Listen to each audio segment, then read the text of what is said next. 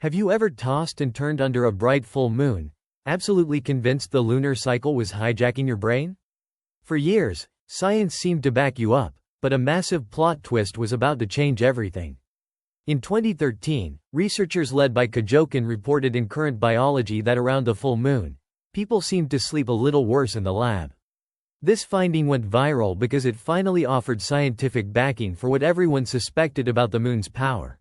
But other scientists were about to step in with a much bigger net. In 2014, Cordy and colleagues decided to test this claim by reanalyzing sleep recordings from 1,265 volunteers across 2,097 nights.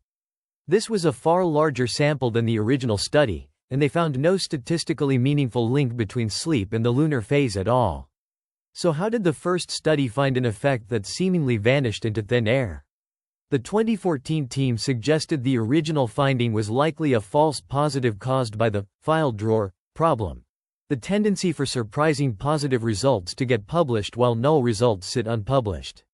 They pointed to more than 20,000 sleep nights that showed absolutely no moon effect, but just when the case seemed closed, a new group of researchers reopened the debate.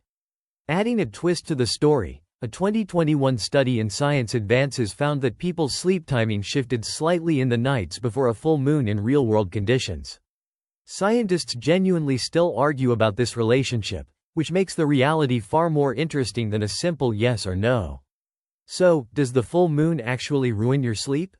The honest answer is that the famous original study couldn't be replicated, the largest analysis found no effect, and scientists are still actively debating it.